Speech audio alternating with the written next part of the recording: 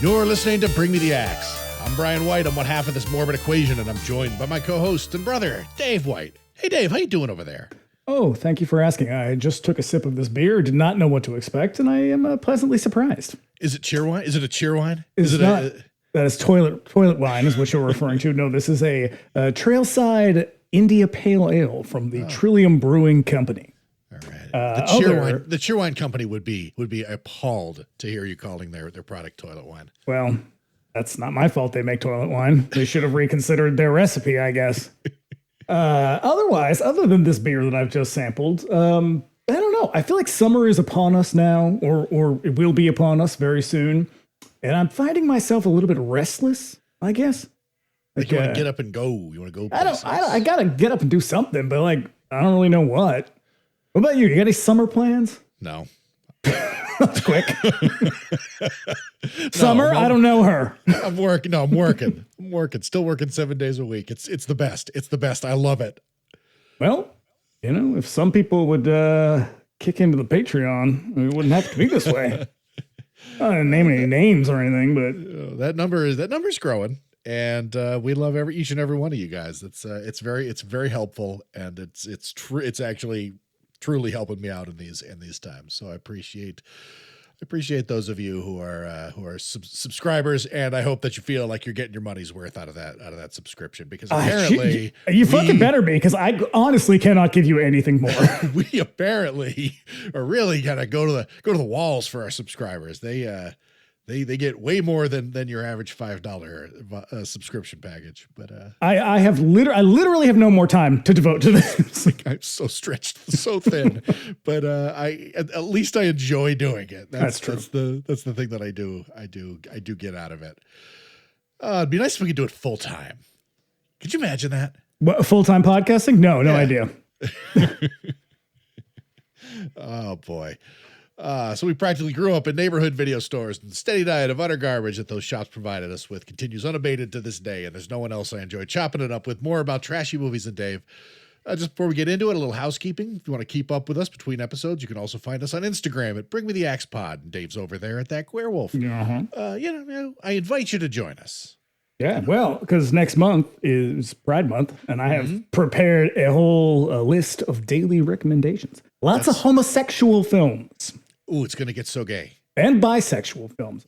Really? I think there's some trans films in there as well. I'm trying to hit all the really places hit all the LGBTQs and the I's and the A's. I'm trying. And the pluses. Well, I don't really know so much about the pluses, so I don't know, but sure, why not? It gets a little nebulous out there. Look, I'm in middle-aged. I don't know what the pluses really mean anymore. But hey, I'm glad they're there. I'm there. We're glad you're with us. Maybe all you pluses. Hopefully, when I make these recommendations, you will find something that appeals to you as well.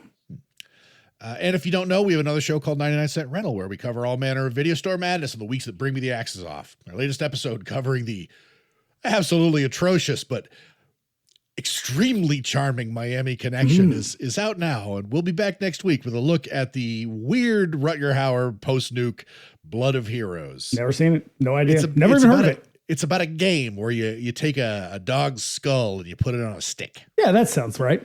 Yeah. You can also contact us directly at bringmetheaxepod@gmail.com with any questions, comments, or suggestions. Do let us know if there's a movie that you love, would like to hear us give it the business. And if you would like to support us on Patreon, please do. You can look us up over there at patreon.com/bringmetheaxepod. There's a couple of tiers you can join there. Subscribers at the $5 a month tier can look forward to a whole shitload of bonuses.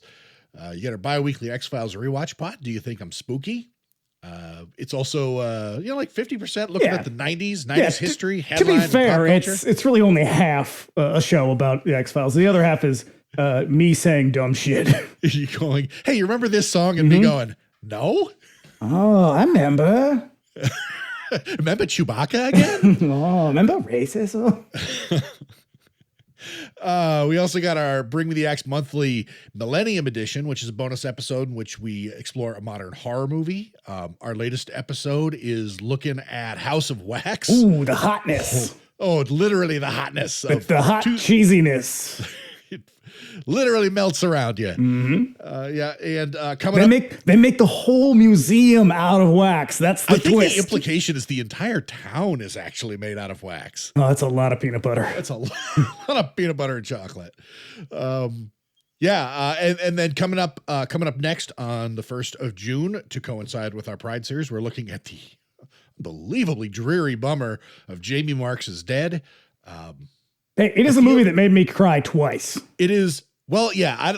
Listen, that's one to look forward to, because that is a really good talk that we had about this. An interesting movie that completely. Actually, I believe I confused it with something like. I can't remember. I think it was John Tucker Must Die. I think that's what you were. Is the one that I was confusing it with, which is a way different movie, a very different movie. Yeah.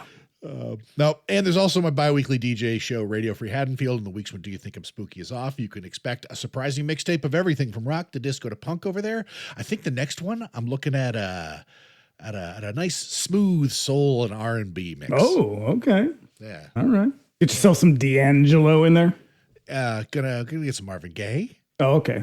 You were talking about like actual R&B. Yes, and then maybe some Jodeci. You know who likes R&B? Who likes R&B? I do. I like it a lot. Yeah, I'll probably consult you on this. Maybe we can make this a joint effort. All right. Yeah. All Patreon subscribers, even the free tier, get access to our Discord server. Paying members get access to additional channels, voice and video chat, and the watch parties option. Watch movies with us. Friday nights, we did it again. We had another newbie in there, at least for a little while. And then they popped out. And they're like, oh, this movie's terrible. They're like, oh, Prom Night. God damn. What we usually do is the Friday ahead of Monday's episode, we watch the movie we're talking about. So pop in there so you know what's going on. Once again, that's patreon.com/bringmetheaxepod. And lastly, if you like what you hear, you can subscribe to us wherever you get your podcasts. We're on YouTube. Search us by name and subscribe if you prefer to consume your podcast that way. And you'll be doing us a favor by leaving us a 5-star review on Apple Podcasts and Spotify. So, Beth, throw us a bone. Get to it. Do it. It costs you nothing. It's easy. It's easy. And it helps us out. It does. Very helpful. Yep. And if you listen on YouTube, do us a favor, give the episode a like and leave a comment. We love hearing from you guys. Just want to get that all right out of the way at the top of the show because, Dave, I hope you brought your dance shoes. Oh, no more feeling uptight because it's prom night. It's prom night. Here we go. Here's the taste. There's a special night in the lives of all of us. A night to be beautiful, to be desirable. A night we can break all the rules and make our own. Prom night. Everyone at Hamilton High is getting ready for prom night. It's a day of rehearsals, arrangements, final preparations, and last-minute phone calls. Nick? Wendy, do you still like to play games? They're too old for games, but someone still wants to play. Why? Callie, it's been a long time. Tonight, it's my turn.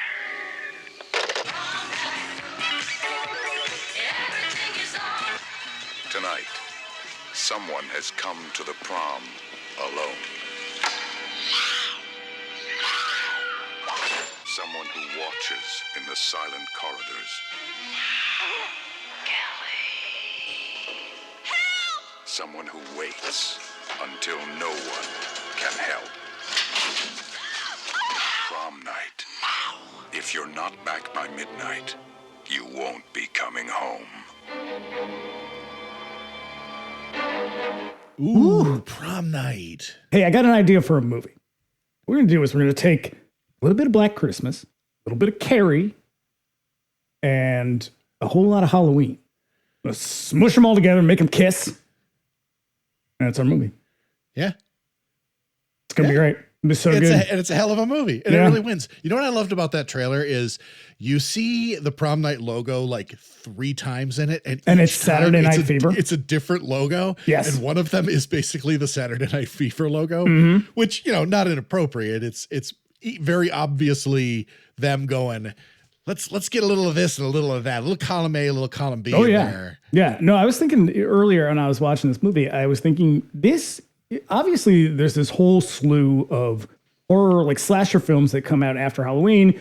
A lot of them, the ones that come out, let's say 79 to 80, maybe a little bit into 80, they're mostly just like, they're kind of like retooling the marketing for the movie or changing the key art or changing the name. Like that movie, what's it called? Snapshot, the Australian movie. Yeah. That was rebranded as The Day After Halloween. Has fucking nothing to do with Halloween. Not a thing. But like, It's like how like they would make a movie that was like kind of had zombies in it in Italy, and they'd be like, fuck it. It's Night of the Living Dead 2. It's Day of the Dead Part 2. Or it's Prom Night 2. Yeah. Which is like, no, it's not. But so there's like those movies.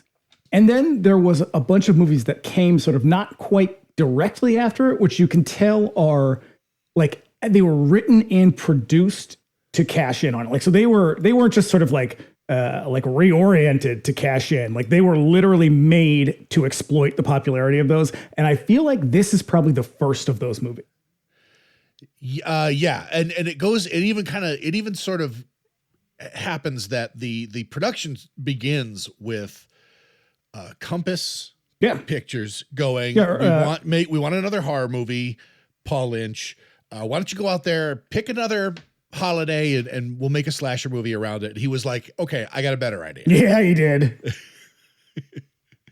But this one also exists in the space where it's people who don't. Oh, obviously we're not comfortable with the fact that Halloween is just a guy stalking and murdering these girls. There's no mystery. Nope. There's no, the suspense happens purely in the sort of like, is he going to get this girl next sort of thing. This one, and like basically everybody except Friday the 13th was a sort of Giallo style, like Mario Bava kind of and then there were murder mystery. It's all, then there were none, or like fucking what is it, Murder on the Orient Express. Yeah, and it works to many degrees of success and failure. Here, it's a very successful movie as far as I'm concerned. Oh, but you know who the killer is pretty much from the third frame of the film. That's the thing that when I was watching this is I don't remember when we actually saw this for the first time, but so I can't remember if the mystery was effective or not. But it makes me wonder, like, for people who are watching this, because this movie misdirects the motion picture. Oh, yeah. They're constantly trying to be like, is this guy the killer? Yeah, it is. There are like, there's a C plot, a D plot, a fucking Q plot. They just keep throwing shit at you, be like, oh, maybe it's this guy. And then they kill him off immediately. Was anybody actually surprised when they pull the mask off at the end? That's probably not. Because there's really only one person left that it could be. They try to make you think it's Leslie Nielsen, but it's clearly right. Like he's the very final misdirect. And so it makes me wonder, like, what, like, because obviously I don't remember if it worked on me or not, or if I was even surprised. Because it does kind of come out of nowhere. He's the only one that they're not pointing to. Yeah. But yeah. But like you can tell from the phone calls whose voice it is. He's like sort of. You can even tell by the silhouette. His bushy hair gives it away. Yeah. But yeah. It's a classic, and it's a classic for a good reason. It's got a good mystery. Mm-hmm. It's got some great characters. Well, I think we actually just said it's got kind of a shoddy mystery. I still think it's a fun one. But yeah, I think it rides entirely on the characters because the mystery is stupid and the story is kind of stupid too. Oh yeah, no, this movie could have failed fantastically and spectacularly were it not for some really good acting from a couple of the actors, some okay writing, and some fucking infectious music. That's right. Because yeah, like, I mean, as we're going to come to find out, as the 80s rolls on, like a soundtrack that seizes on the zeitgeist will win you so many fucking favors. Like Dream Warriors was a mega success. And Footloose. Footloose is a movie about a town that won't dance. but it's got, again, awesome soundtrack. But yeah, but like in terms of like horror movies, this is the only one that I can think of that really invests itself this heavily in disco before eventually they're like, oh, like metalheads are watching these movies. Yeah, I think too, though, this is an era, this is sort of like the very, very end of an era where you actually contracted someone to do like an original soundtrack. From here on, it's like you get film scores. Obviously, they still make those, but like soundtracks, maybe one or like a one-off. Like when we did the Faculty, like there's a song or two that they specifically put this thing together to make these songs. Otherwise, it's just music that's popular. Yeah. So I think that comes to replace this idea of like we're going to put together original music. Well, and maybe let's put original in quotes on that. Well, technically, mostly. Enough that you don't get sued. Yeah. So let's talk turkey. So we're back in the sweet spot. The year was 1980, year of our Lord. And so here were 5 other horror movies that were released in 1980. Alligator came out in 1980. Love it. Love everything about it. Yep. It's a hell of a movie. New Year's Evil came out in 1980. Hilarious. Definitely is. Drop a loon, boil your hair, babies. That's right. Your mom's about to tell you how it is.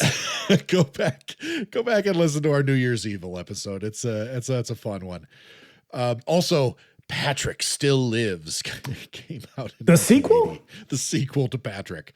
Does Patrick die? I just watched this. I should remember. Does Patrick die at the end? It is unclear what happens to Patrick at the end, but it is implied that he dies. Patrick is a jerk. No, but in this one, Patrick still lives. No. And yet he lives again. Yep. And Without Warning came out in 1980. Never seen it. You should. It's fucking fun. It's Predator, but with a bunch of like crusty Western actors like Jack Palance and Martin Landau. Was around the same time they made Alone? Was it called Alone in the Dark? I believe it also has Jack Palance. That was, I believe, the year after. But yeah, it's basically the same cast. It's Martin Landau and Jack Palance in that. Yeah, and then and Donald Pleasance. Yep. And then finally, Friday the 13th. Never heard of it. Little indie movie that you might have heard of. Yeah, go back and listen to our Friday the 13th episode. Listen to all our Friday the 13th episodes. Got another one coming up. We got another one on the horizon. Friday the 13th was, so Paramount wanted Prom Night originally, and part of their contract was basically a shitty release schedule. Yeah, it was like something like 300 theaters, which probably sounds like a lot, but it isn't. But it's not. It's not, because Prom Night opened, I believe, in 1,100 theaters. Yeah, because Avco offered them, I think, 1,300. Something like that. And and Paramount was like, drats, zoinks. And then they made I guess we'll get these two, My Bloody something or other, and Friday the whatever. Yeah. But yeah, and thus a legend was born. I never looked it up. I wonder how many Friday the 13th opened it, because I bet you it's more than 300. I'm guessing they probably did a limited and then they did a huge boost. Yeah. Our director is a guy named Paul Lynch, whose career lies mostly in direction for television. Baywatch Nights. It's the one where they have vampires and shit, right? I don't really, I know I've seen it. I remember it, but like, I don't really remember that there were like beasts and other creatures on it. I seem to remember that because like I thought it was just like Baywatch but sexier, you know. No, Baywatch After Dark. I'm going to look it up. I remember there being vampires on Baywatch. Because I feel like I would watch that right now. I would watch the shit out of that. Sexy people on the beach and vampires. Mm-hmm. Yep. Throw in like a Kolchak character. I'm fucking hooked for life. Prom Night is probably his best known movie. After this, he produced the movie Humongous, a movie that I've seen and yet remember absolutely nothing about. Yep. As a matter of fact, I realized that I'd seen it only after watching the trailer in preparation for this. Even then, I was like, oh yeah, I kind of remember this one. He has sort of like a stock group of people, it looks like, that he worked with, including the writer for this, William Gray, who also wrote The Changeling. The same year, I think. Well, he probably didn't write it the same. No. But yeah, he worked with and the cinematographer too. Like they all sort of worked together on the same shit. And the guys that did the music, for that matter. Yeah, those guys, they worked They are a very consistent in Canada right. because they're both very, very good at what they do. Evident in this movie and Black Christmas. So yeah, our cast includes Jamie Lee Curtis, who chased this movie down on her own. Yeah, because do you know who they wanted to cast? Eve Plum. Jan Brady.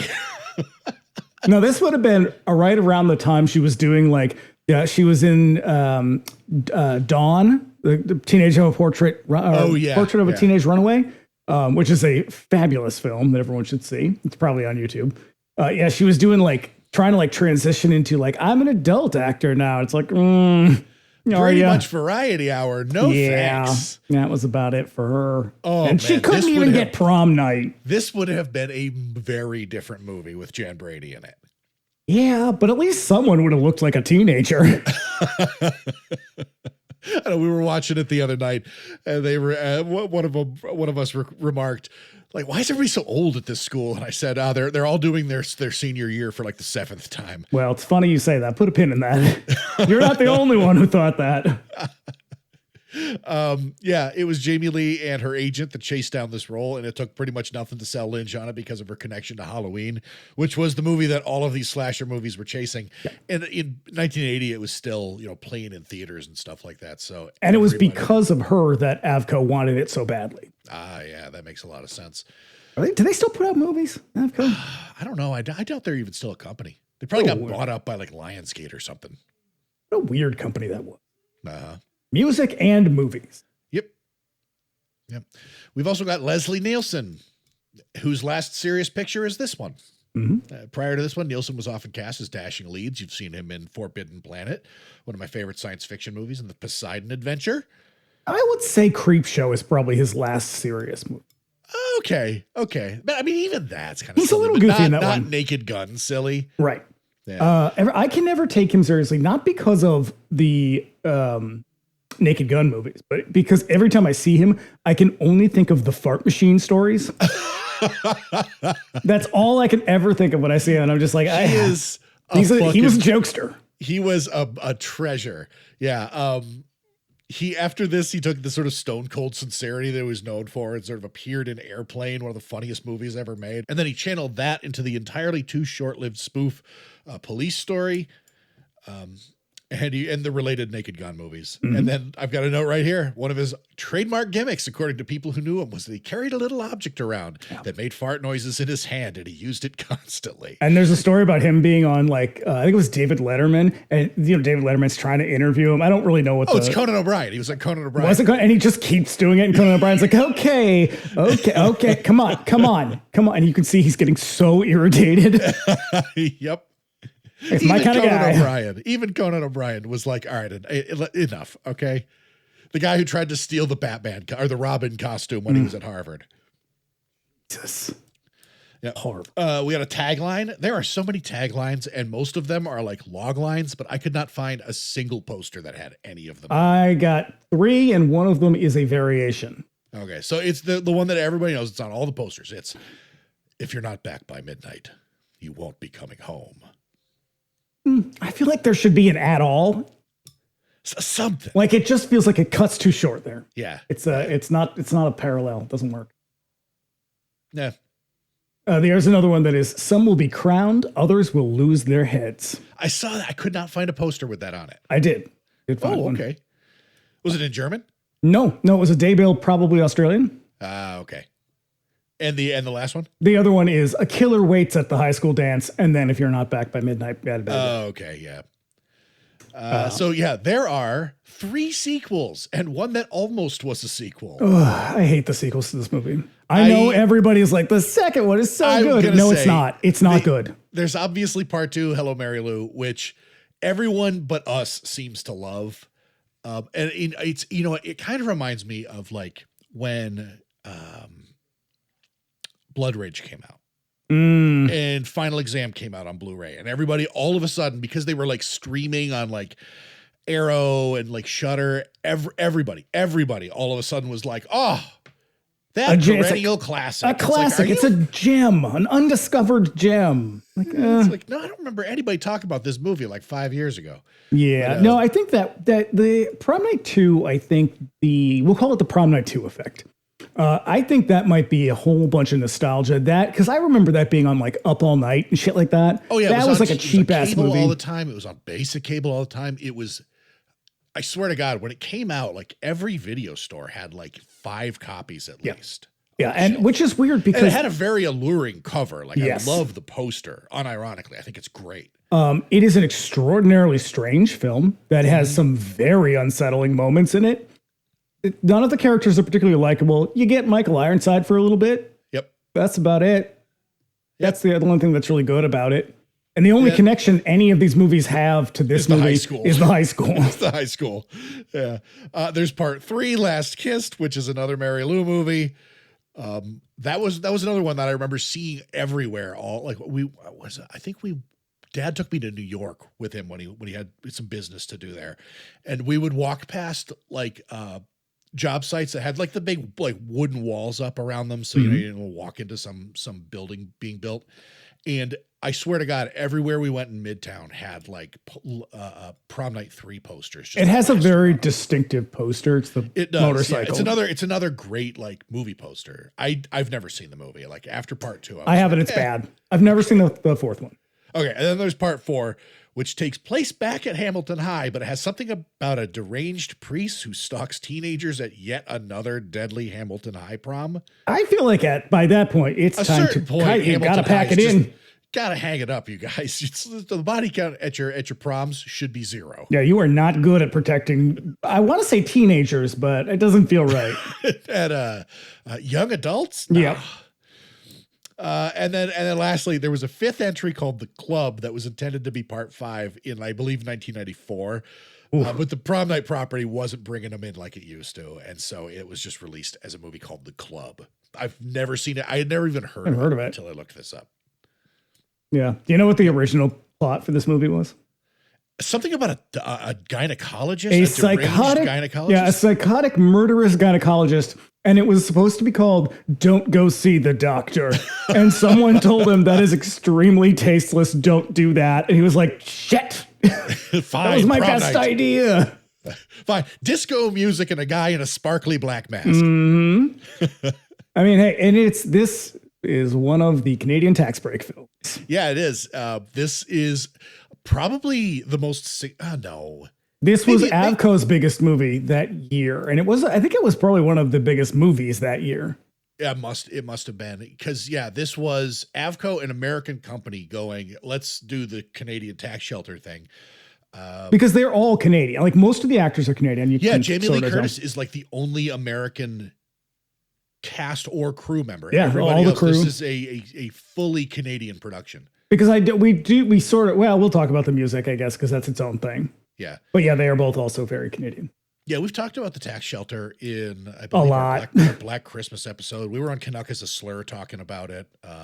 We've done that. It's an interesting topic. Mm-hmm.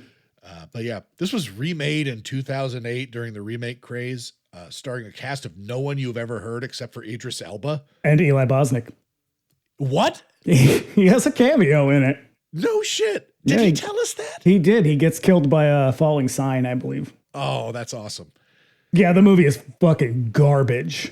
Rated PG-13. Remember that? Yeah. Remember, like when not only are we remaking all of your sacred horror movies, we're going to rate them PG or PG-13. Well, it's funny that that's the case because this movie was originally going to be PG because Paul Lynch didn't want to make like a violent, bloody horror movie, and like I think at a certain point, someone was like, "Yeah, but do you think people will be sort of like give it a side eye because it's not a violent, like it's a slasher movie that's not really violent?" And he was probably like, fine. So I think that's why I believe that's why Slick gets killed in this. Oh, I think they upped the violence. Son of a bitch. Why? I know. Don't like it. I can't. Yeah, we'll get there. I'm gonna talk some shit. Because there's some scenes that they kind of, you can tell they don't feel like they fit quite right. They don't not glaringly obvious, but like no, Lou's murder. That's one of them. Yeah, it's one of them. But yeah, like you think about it. I think those are the Kelly's is nearly bloodless. Yeah, they cut away. Jude, you only, again, I think they shot the sort of aftermath of her murder later, like in reshoots. I think there's something to be said for a tasteful film. Yeah. I mean, but it is a slasher, I guess. And especially given that there were like 6 of them at the time. Yeah. The Prom Night remake bears 0 in common with this movie, apart from the title and the vague premise of a prom. Yep. They could have just called it Prom Night 6. Could have. Electric Boogaloo. The Legend of Curly's Gold. The Legend of Electric Boogaloo. Music was composed by our guys Carl Zitterer and Paul Zaza, who also provided the awesome score for Black Christmas. Oh. And like many other really cool Canadian horror movies and action movies. Lynch brought him on based entirely on the Black Christmas soundtrack. Yeah, here's the deal with them, because it sounds like they both wrote the stuff, but they don't. No, who is it? Is it Zitterer who does the kind of soundscape stuff? Yeah, Carl Zitterer does he does like sound design is sort of his deal. So they worked together a lot on a bunch of stuff. They worked obviously on this. They did a bunch of like Bob Clark stuff together. They did Children Shouldn't Play with Dead Things together, which is mostly Carl Zitterer, and because it's all just weird noise. Yeah. Like that's his thing, is like weird soundscape type stuff. And then Paul Zaza does music. Like he does just straight up music.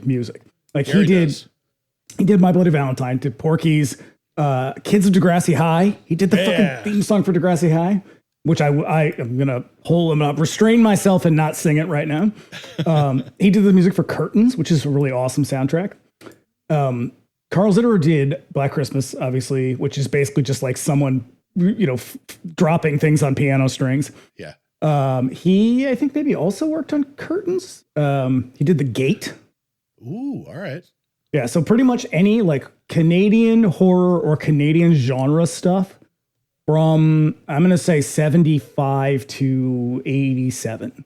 It's like heavily them. That's great. Because that's just their deal.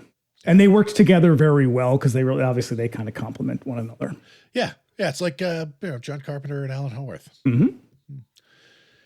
So, yeah, Lynch shot the prom scenes to original disco hits at the time with the intention of featuring them on the soundtrack, completely unaware that licensing just one of those hits would have cost nearly as much as the entire movie cost. I always think of, you remember the original, probably not, the original printing of Christine? Yes. It has something like song lyrics from pop songs. Yeah. There's, I think, over 50 of them, and he was like, no, they have to be in the book. And like I think it's Doubleday was like, once we will do this one time. After that, we are pulling every single one of those because it cost them like $8 million. Oh my God. Because it's like Biggs, it's like Bruce Springsteen and shit. Yeah. So you got to go and get like a first edition to get the true Christine. Yep. Yeah. At the last minute, Zaza was tasked with composing songs that sound like but are not the original songs. And if you're familiar with disco, you could pick them out immediately. You don't even have to be that familiar with disco. No, a couple of them are really fucking obvious. Like that "Love Me Till I Die" song that kind of they really linger on is Gloria Gaynor's "I Will Survive." Quite obviously. Yeah, very obvious. The melody is so close. There's also a version. There's also a kind of takeoff on Donna Summer's "I Feel Love." Patrick Hernandez's "Born to Be Alive." There's Cheryl Lynn's "Got to Be Real" is in there, and France Jolie's "Come to Me" is also one of them. He wrote these in 5 days. 5 days. That is crazy. It took me like 3 weeks to come up with the fucking theme song of this podcast, and it's like 10 seconds. I mean, in your defense, you're not a professional musician. True. When they released the movie, there was an initial promotional tour at 8 cities where Jamie Lee Curtis would appear. Additionally, they produced thousands of promotional prom night pillows for patrons to scream into. What? How do I get one of those? I searched and could not fucking find any of them. I mean, would you want one at this point? Would you want a cheap fucking polyester pillow that has God knows what in it? I not won't lie. Yes, I would. All Yes, right. I would. Keep just it in like a plastic how bag, though. How I wanted I desperately want one of the original the Day of the Dead caps that they gave to all of the zombie extras and the Dawn of the Dead crew shirts, which I've only ever seen for sale on like heritage auctions for like $5,000. Ridiculous. Yeah. Yep. So, what did the press think of this movie? Well, we have got a lot to talk about vis-a-vis the press. Because this is the rise of This is indignation. So I'm actually moral gonna panic is simmering. Yeah, I'm going to start out. We're going to end on actual reviews. We're going to start on something else. I'm going to set you some context. This is coming at a time. Halloween is what pretty much kicks off this idea. I don't know why all of this. Well, second wave feminism is kind of the explanation for a lot of this. The idea that the media, popular media, is promoting violence against women. Oh, sure. Because also, it's a little late, I suppose, but like porn is also like so that's going to be squarely- a big part of this as well. So it largely starts with a group called Women Against Violence Against Women, which is such a tricky name. Women Against Violence Against Women Against Violence Against Women Against Violence. Wow. Yeah, it's like looking into it. It's like a mirror with a circle within a circle and a wheel within a wheel, if you know what I mean. 6 and 1/2 dozen in another. Anyway, so biblically accurate, Angel. Yeah, so they get out there and they're protesting, and it's mostly like movies like Windows, Dress to Kill. I Spit on Your Grave was a huge one. Ooh, understandable though. And so this was sort of a lesser target, but a lot of it gets aimed at horror movies, for justifiable reasons, or I will say understandable reasons. Yeah, I don't necessarily disagree because like where we've sort of given John and like Bob Clark a pass, the ones that came after kind of missed the fucking point. Yeah. Another big one was Last House on the Left for, again, very obvious reasons. Yeah. It is a brutal film. So as we have said many, many times, there were two people in particular at the forefront of this movement to castigate horror. Those were Jean Siskel and Roger Ebert. The Gene Genie. The Gene Genie himself. And the Gene Genie wrote he wrote He voiced his outrage in song. Gene's song. It is his Gene Siskel. He writes an essay called "Film Brutally Exploits Women," and it is all that name implies. So I'm going to read you some quotes from it. Here's how it starts. There is a plague upon the land. Oh, for fuck's sake. And if that sounds like a preamble to a fire and brimstone lecture, so be it. Because the plague in question is the most nauseating trend in films today. Films that feature brutal attacks on young women. Just normal women. Just innocent women. Now, here's where we go wrong, just right out of the fucking gate. Everybody acts like violence against women. Never heard of it. What's that? Say more. Like, I'm sorry. Has this not been a trend like forever? I mean, that's, I think, what drives me a little bit nuts is like, look at the movies they're making now. Well, actually, speaking of which, quote, whereas Psycho achieved its notoriety through an attack on a woman, it wasn't a movie about a man who attacks women. Hold on. It was a film about surprises. The death of Janet Leigh, its top-billed star, 1/3 of the way through the film, and the surprising psychosexual identity of its killer. I would say that's a lie. That movie absolutely is about a man who attacks women. It just so happens he only gets to attack 2 of them in the movie. But it is made very clear that he has done this many times before. Yeah. Yeah. Way to miss the point, Gene. Yeah. And this is sort of where he kind of winds it down. In all these films, the principal subjects of attack are young women, and in a majority of the films, the killers are sexually frustrated young men. The bottom line issue here is, are these films evil? And if so, what should be done about it? Are these films evil? Hey, I can answer that one. No. The town fathers who cluck their tongues and what's to be done about this these Homer evil Simpson? movies? Yeah, I bristle at this all the time because it's so I fucking it drives me crazy. It's hyperbolic. It's ridiculous. And it's arrogant, and it is profoundly self-righteous. And it is essentially laying at the feet of like one quality of our culture, like an entire symptom of patriarchy, essentially. And instead of like tackling the fucking root systemic causes of this thing, it's the same thing we do all the time. It's Columbine is about video games. Is it really? No. I mean, Nate, like this, I don't want to completely dismiss this out of hand. The media we consume obviously does influence behavior, and it influences the way that we see the world. Otherwise, people wouldn't be going, DEI is the reason for all the bad things in the world. It's like, where'd you hear that? Yeah. And also, can you prove it? Because the answer is no, they can't. But the idea that not only is horror films responsible for violence against women, that is absurd. But also, it fuels these sexually frustrated young men. So it's like, oh, where are we going with this? As you said, we're connecting it to pornography because these are rising at the same time. Yeah. Because this is what, 80. So by 1980, porn is not necessarily legal exactly, but it had become sort of widely acceptable, I guess. Right. By this point, like porn. Because porn is technically not legal now. It is still not legal. It by this point, like several noteworthy features had run in like regular movie houses, not at like seedy, jack-off theaters. By 1980, it was the golden age, the porno chic era.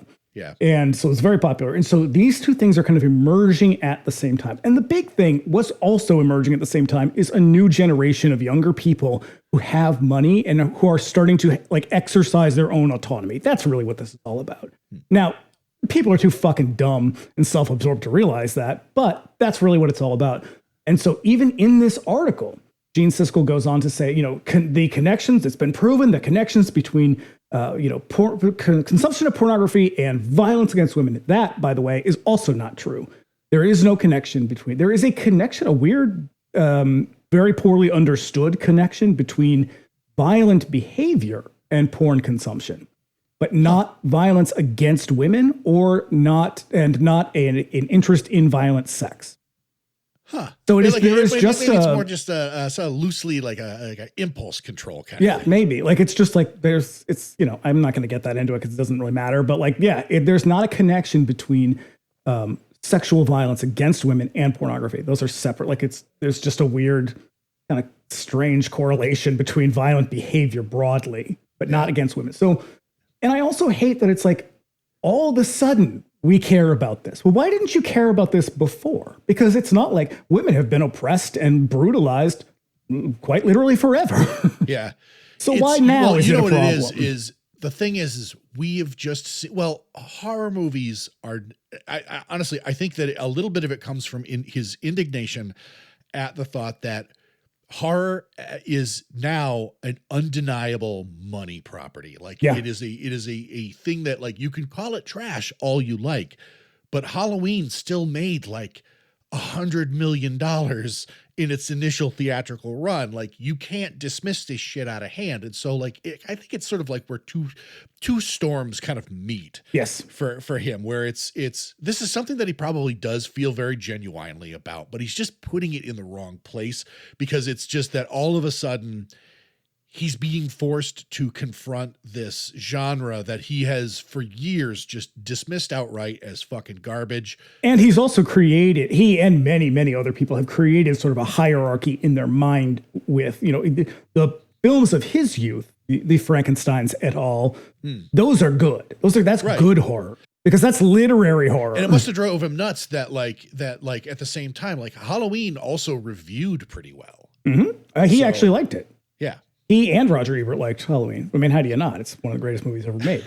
But yeah, the idea that this supposedly lowbrow cultural output is now getting not just attention, but it is taking up a lot of sort of market space in a way that is making it influential. He can't stand that. So I think you're right. I think his outrage over the sort of maltreatment of women broadly is being focused in this weird way because he's just looking for an explanation for it. And the idea that like hey, maybe it's a much, much larger, much more complicated and much older problem is just too hard. I mean, we see it all the time. We go through these moral panics over and over again, you know, whether it's video games or heavy metal and it's going to happen throughout the 80s more than it's ever happened before. It's kind of why we are where we are now. But like this constant need to look for an easy explanation, because easy explanations usually come with an easy fix. What do? We'll get rid of these fucking movies and there will be no more violence against women. Right. It's what it is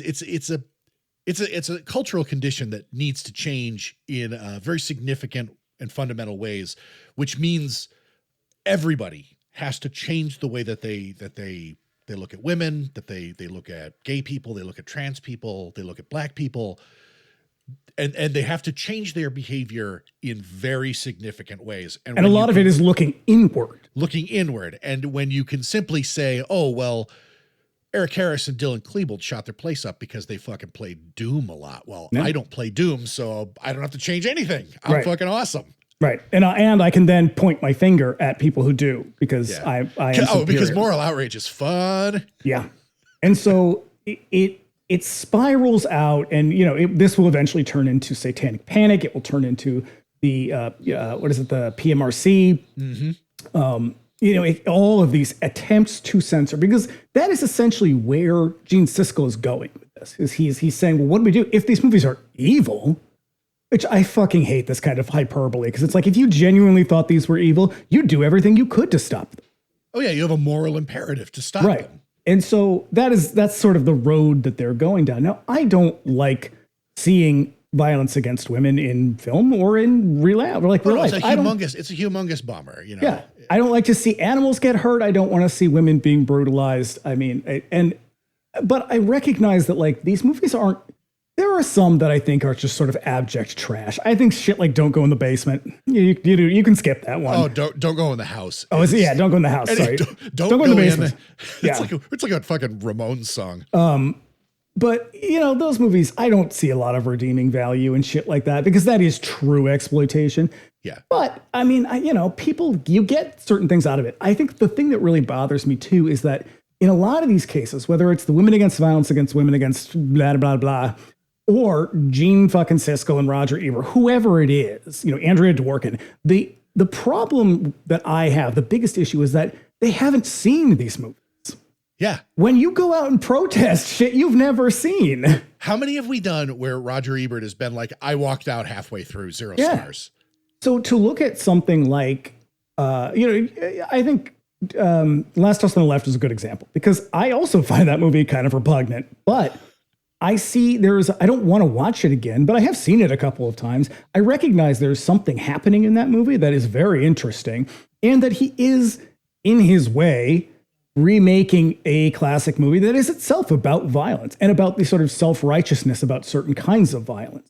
Now, I think Virgin Spring is a little more astute and cogent in its argument. Little nuanced maybe, but you know, and same with something like I Spit on Your Grave, which again is a movie that I do not like. I think that the violence in it is pretty repulsive, but it is also making a point, and it's directed by a woman, isn't it? No. Or is the sequel directed by, or the remake? I believe the remake is, but no, the original is not. But that movie has been sort of reappraised from a feminist perspective. Like Brittany Jade Colangelo's website used to be called Day of the Woman, which is the alternative title for I Spit on Your Grave. I mean, same thing with, like, you think about a movie like Thriller. Thriller is an extremely brutal film. Yeah. Especially if you watch the porno version of it, which I don't recommend. It's like the only version you can get anymore. Vertigo Syndrome put them both out. Okay. Because I have a collection with both of them. But like, that's another one where it's like, it depends on how you look at it. And if all you're looking at is, oh, there's violence against women in this movie, it's clearly, that's the exploitation. That's the thing being exploited here. This is absolute garbage. And it's like, well, sure, things that are exploitation movies are by their very nature kind of cheap and sleazy. But that doesn't mean they don't have a point and they can't say something. And that is what I think a lot of people overlook. I've told this story before, and I will tell it again when we do this movie. But I have a friend who was very active in the 70s and she's still active in the kind of gay rights movement. But in the 70s, she was very, very active. And she went to all these protests, especially when they did Windows, because that's a very kind of... When we talk about... is this about cruising? This is about cruising. And we were talking about cruising because I have some mixed feelings about that movie. Not quite the same that everybody else had in the 70s, or the 80s, rather. And I was like, she was like, oh, people were outraged by that movie. And I went to all the protests and I said, have you seen Cruising? And she was like, oh, no. And I said, well, how can you protest a movie you've not seen? And she was like, well, I know what it's about. And I kind of wanted to be like, well, do you though?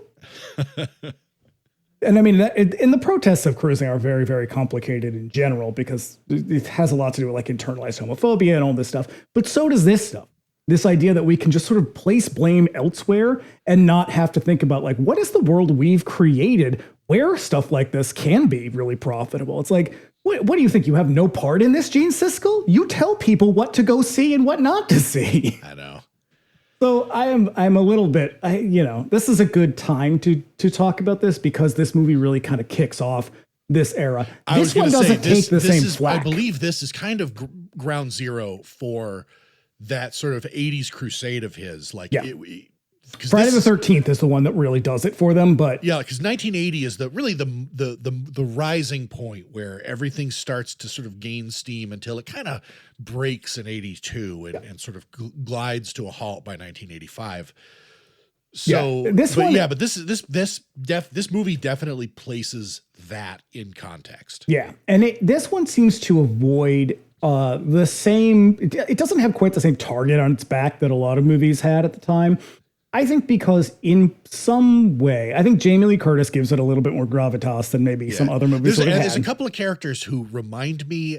It takes a swing at the sort of relationships of Halloween, but doesn't quite pull it off. But still, there are a couple of girls in this movie that I do like quite a bit, and I feel that their presentation is mostly just because of they're very good actors, but they do present as characters who are more than just, like victims. Yeah, it's not, they try to give you a little bit more of a nuanced story. There's a little bit more nuanced characters. They're maybe a little better drawn than, say, Friday the 13th. They're not just grist for the mill. Yeah. And so I think that they get a little bit of leeway because of that. This movie also represents something kind of interesting that we will see a little bit later in the 80s, but this is kind of the first time that horror movie producers are thinking, how can we make a movie that appeals to young women as well as young men? And this movie is sort of the first time that they're able to successfully do that because obviously the characters at the core of this movie are women. And they get killed off kind of one by one, but they are young women and they're dealing with sort of ideas or experiences that probably were and maybe still are relevant to a lot of young women. Like there's just very briefly, but like talk about sex. The first time they're going to have sex is one of the things that one of the characters deals with, and how that goes kind of pretty badly. And for another one of them, how it goes quite well because of Slick. Because her boy is a good guy. That's right. He's a gentleman. So not only are they trying to capture that market, that sort of segment of young women, they're doing it in a way that's very smart. They're building it around an event. So obviously Prom Night is not a holiday, but it is an event, like an annual event. Mm-hmm. They're building it around one that is, I think, decidedly more meaningful for women than it is for men. Yeah. I went to my senior prom, definitely did not give a shit about it. Yeah, I didn't have a senior year, but they don't let the people they throw out come back for the prom. Also, we're recording this during prom season. Is it? I must have done that on purpose. Oh yeah, Delilah's prom dress is hanging downstairs. Oh, I thought you were like, she's there now. Really, on a Sunday. So I think that's another. They earn themselves a little bit of goodwill because they are breaking with a very small tradition at that point. But by centering women, by building it around a sort of a milestone in young women's lives, teenagers broadly, but mostly young women, that I think buys them a little goodwill. So they avoid a lot of the scrutiny and a lot of that heavy criticism. That said, they are still criticized more for making a bad movie than for making a misogynistic movie. So without further ado, These fucking people. let me hit you. How do they miss the charm? They didn't all hate it. Just most of them. So, Michael Blowen, Boston Globe. Quote, the entire cast must have flunked algebra at least 10 times. They all look old enough to be dancing the bop. And there are two dudes, like extras in this movie, full beards, full mustaches. Oh, yeah. And when Jamie Lee Curtis and Casey Stevens, the king and queen of the prom, start to disco, it's uproarious. Well, I do kind of have to agree with that. The awkwardness is symptomatic of the film's misdirected style. Prom Night certainly doesn't give you any moments to remember. Now, there is something to be said for that. I think this movie oozes charm, but we'll get to my final thoughts at the end. Moving on. Vincent Canby. He's a little more charitable. Okay. He always tends to be more objective, you know? Yes. Unless he really hates something. The most noteworthy thing about the movie is that although the murders are ghoulish, Mr. Lynch chooses to underplay the bloody spectacle. This isn't to say that there aren't some sticky moments, including one not especially convincing decapitation, but that more often than not, the camera cuts away or the screen goes discreetly gray before the audience is drenched in gore. This may or may not be the reason that the audience with which I saw the film yesterday booed at the end. God. Yeah, the consensus is largely like, it's a movie. You know, it's not a particularly good one. Gene Siskel, this is an interesting. So that article I just read is from about a month before this movie comes out. Okay. He references this film in that article as being sort of one of the suspects in this, evil plague on humanity or whatever. And so then a month later, the movie comes out and he reviews it. Based on the ad campaign, a dead girl superimposed on that knife, you would think that Prom Night was another of those hideous attacks on promiscuous women pictures. It's not. Gender makes no difference in this routine revenge film. Now, the only reason I added that is because he goes out of his way to name check it in this essay in which he's sort of raging against the industry. And then he sees the movie and says, oh, it's not that. So it's like, so you clearly didn't fucking see the movie. I know. That's it. It's just, he can't believe that he's got that all of these bloody horror movies are coming out. How dare they sully this creative world? Yeah. And finally, Kevin Thomas, Los Angeles Time. All right, let's hear it, Kevin. Prom Night, which would seem to owe something to Carrie for its climactic senior prom setting and its unblinking view of the cruelty of youth, is probably not original or witty or perhaps even horrifying enough to become a cult hit. You're wrong, sir. Super wrong. Needless to say, it's not for youngsters or the squeamish. He also was kind of like, yeah, whatever, it's a movie. I mean, I guess if that's the problem is when you don't have you have professional critics who are objective enough that they can review almost anything without being a snarky cunt about it. Yeah. And it's only when it comes to stuff like they literally reviewed pornography and were like, it was very arty. And it's like, really? Because it's dudes fucking is what you're watching right now. Yeah. Admittedly, sometimes it's arty. But, and then to turn around and be like, these movies are an abomination. It's like, that's not objective. It's not professional either. And it's, I would argue, not even ethical. To just be like, it's all trash because it's part of this genre. It's like, then you clearly aren't capable of doing your fucking job. No. And then I was around this time, like Fangoria launches. And like, they're really the only, I mean, obviously it's their fucking bread and butter, but like, they're the only ones who are being like objective about these movies. Like they nowadays, I feel like Fango and Rue Morgue are very much a part of the sort of marketing machine. And so they dare not say a bad word, just because fans don't really handle criticism. What? Well. No. What are you talking about? That's absurd. Gasp. But back then, like they used to be, they treated it very seriously. Kind of like the way I feel like we treat this shit seriously. I'm biased because it's my fucking podcast, but it's worth taking seriously because it's art, man. More often than not, yeah. People are putting tons of money into this. They're putting tons of effort. Jamie Lee Curtis was a very serious actor. She still is a very serious actor. And she is awesome in yeah, this. she's great. I feel like there is a couple of scenes that I'll put a flag on that I think really, really make this movie more than it deserves to be. Yep. And I will say there were people, and obviously still are critics, who did occasionally, like most of this stuff didn't rise high enough to be on the radar of like New York Times. Sometimes it did, like, you know, the bigger ones we covered do.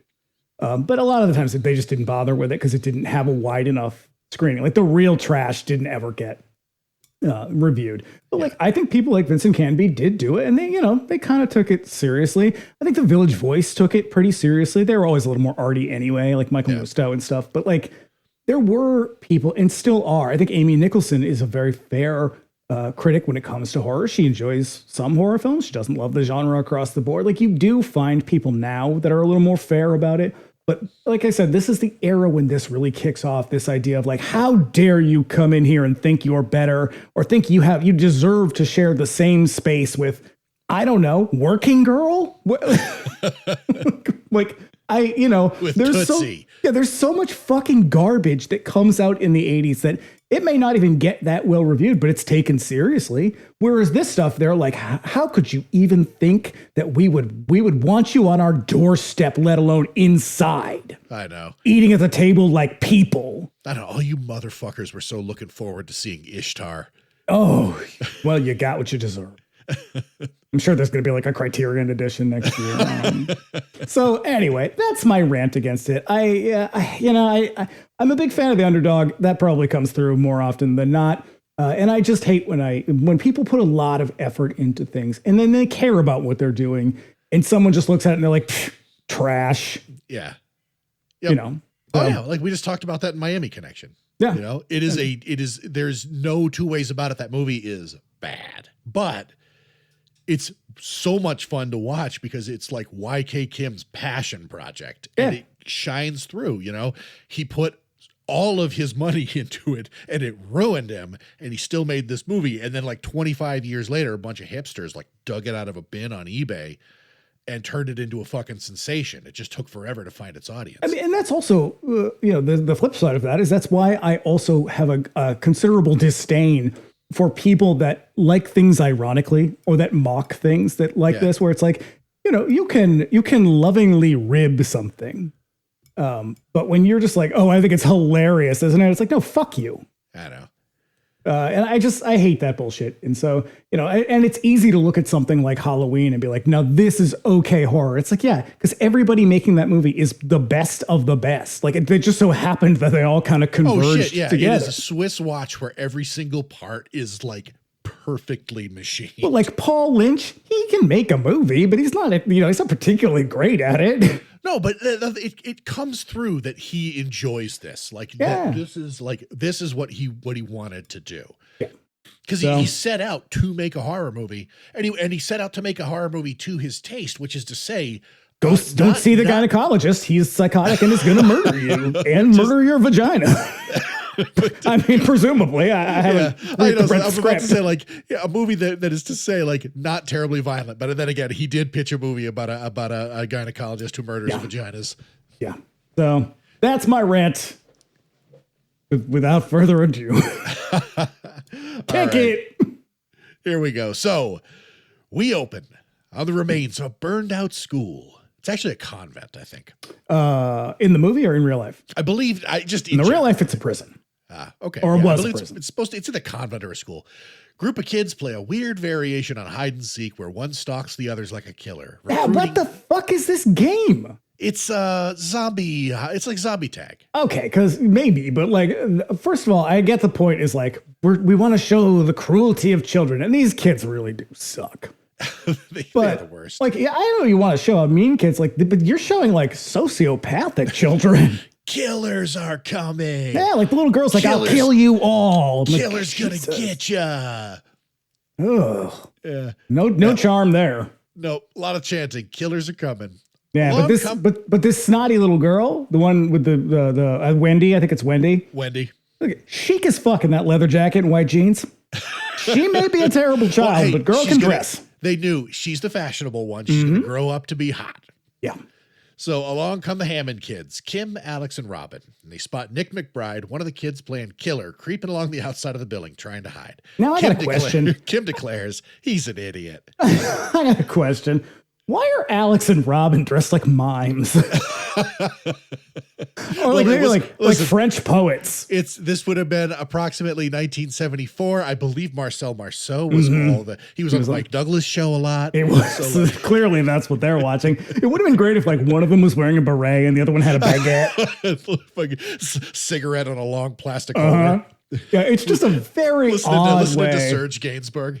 Very odd dress that they have. It's very 70s. Robin decides that she's going to go in and play too. Kim goes back to school to get a book she left, which I believe is a callback to Halloween. And then Alex tries to talk Robin out of it, and then he walks away. Now, I think what's weird about this is that she wasn't invited to play the game, and yet she kind of invites herself. Kind of inserts herself into it. And then when they discover that she's there, they don't really say anything either. They just murder her. They do. Also, I have a note that says, I'm starting to think this old abandoned prison might not be the safest place to play your weird game. Robin goes in, but finds that she's the last person these kids wanted to find there. She runs into Nick, and he immediately turns on her. And together, they all stalk her around the school as she tries to get away. It looks like they're running through the set of session 9. They're just shouting kill over and over again. Yeah.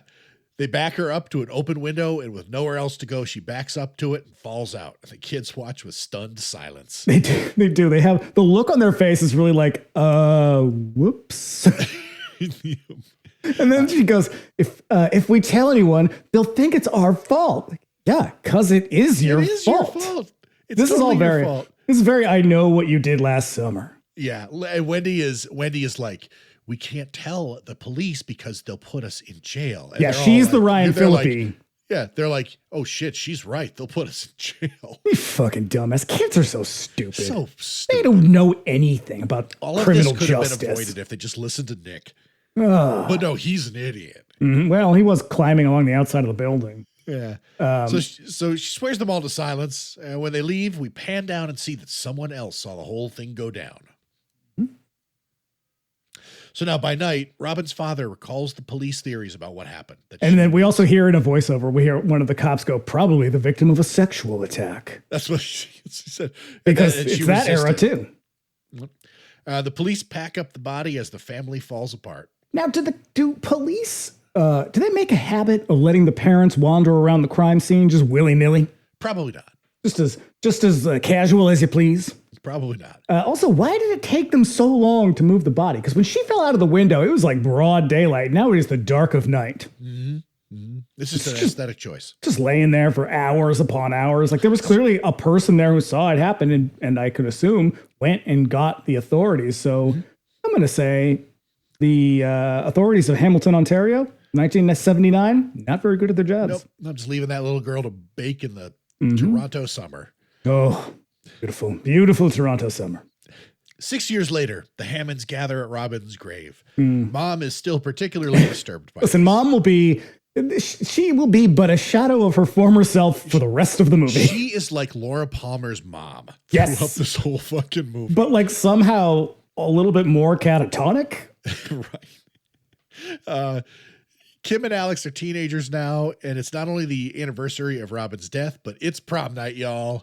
And they're at the scene, they're at the gravestone, and it is so awkward because the mother is like lost in thought, staring into the middle distance, and the rest of them look so bored. They're like, there's I gotta get drunk. Yeah, there's a real like, so I guess we should be hitting the old dusty trail vibe going on right now. And she's just like, huh?